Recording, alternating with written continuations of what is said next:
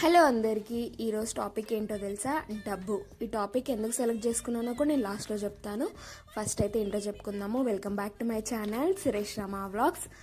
ఎవరికండి ఈ కాలంలో డబ్బు అవసరం లేనిది? ఉన్నోడికి లేనోడికి, పిల్లోడికి ముసలోడికి, ప్రతి ఒక్కరు అంటే ప్రతి ఒక్కరికి డబ్బు అవసరమే. డబ్బు అవసరం లేని రెండు సందర్భాలు ఇద్దరు మనుషుల్ని చూపించగలమా? చెప్పగలమా? Never, impossible. ఆఖరికి తిండికి, బట్టకి, చదువుకి, పెళ్ళికి, చివరికి చావుకు కూడా డబ్బు అనేది అవసరం.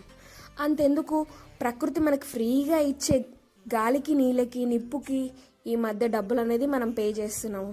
ఎలా అంటారా? వాటర్ బాటిల్స్ కూడా కొంటున్నాం కదండి, అలాగా. సో ప్రకృతి మనకిచ్చే వాటికి కూడా మనము డబ్బులు అనేది చెల్లిస్తున్నాము. ప్రకృతి ఫ్రీగా ఇచ్చే లాంటివి కూడా కావాలనుకున్నా మనం ఈ కాలంలో డబ్బు అనేది చెల్లిస్తున్నాం.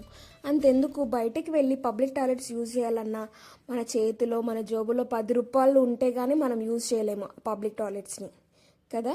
అందుకే చెప్తున్నాను, ఈ కాలంలో మనకు కావాల్సిన దానికంటే ఎక్కువనే సంపాదిద్దాము. అప్పుడే మనకి ఈ సొసైటీలో ఒక మంచి పేరు ఉంటుంది, మనం కూడా హ్యాపీగా ఉండగలము. సో అదనమాట ఈరోజు టాపిక్. అండ్ ఇది నేను ఎందుకు సెలెక్ట్ చేసుకోవాల్సి వచ్చిందంటే, మా లక్కీ గడికి షాప్కి వెళ్ళాలి, డబ్బులు ఇస్తే ఇలా ఇస్తారని కూడా తెలీదు. నేను ర్యాండమ్గా షాప్కి వెళ్తాను, పే చేస్తాను. నేను మొన్న మమ్మీ వాళ్ళ ఇంటికి వెళ్ళాను కదా పండక్కి. మా లక్కీ గడు వచ్చేసి మా మమ్మీని డబ్బులు అడిగాడు. అమ్మమ్మ నాకు డబ్బులు ఇవ్వని కొనుక్కుంటాను అనేసి. షాప్ పక్కనే మా ఇంటి పక్కనే షాప్ ఉండేది.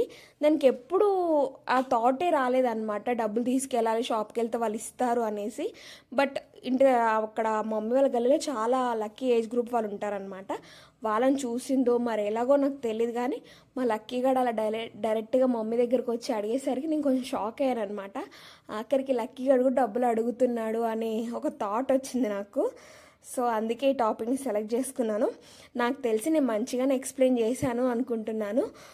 మీరు ఎవరైనా ఈ టాపిక్కి రిలేట్ అయ్యి ఉంటే కామెంట్ సెక్షన్లో చెప్పండి. అండ్ ఇలాంటి కంటెంటే చేయాలనుకుంటే కూడా కామెంట్ సెక్షన్లో చెప్పండి. ఇంకా టాపిక్లో నుంచి బయటికి వచ్చేస్తే, ఇది మా సండే రోజు మార్నింగ్ అనమాట. ఆ రోజు ఏమేమి ప్రిపేర్ చేశాను ఇంకా అవన్నీ వీడియోలో ఇంక్లూడ్ చేశాను.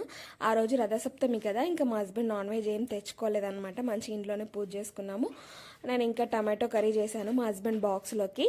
And dosa with tomato chutney. నాకు మా హస్బెండ్కి పల్లి చట్నీ అస్సలు ఇష్టం ఉండదు దోశలోకి, అందుకే టమాటో చట్నీ చేశాను. ఒకరోజు టమాటో చట్నీ, ఒకరోజు పల్లి చట్నీ చేస్తానన్నమాట. సో ఇదైతే ఈ వీడియో ఫ్రెండ్స్. ఇంకా ఈ వీడియో మీకు కనుక నచ్చితే లైక్ చేయండి, షేర్ చేయండి. అండ్ లాస్ట్లో అస్సలు మర్చిపోకుండా సబ్స్క్రైబ్ చేయండి, నాకు సపోర్ట్ ఇవ్వండి. ఇంకో మంచి వీడియోలో మళ్ళీ కలుద్దాం. అంతవరకు bye bye, see you later.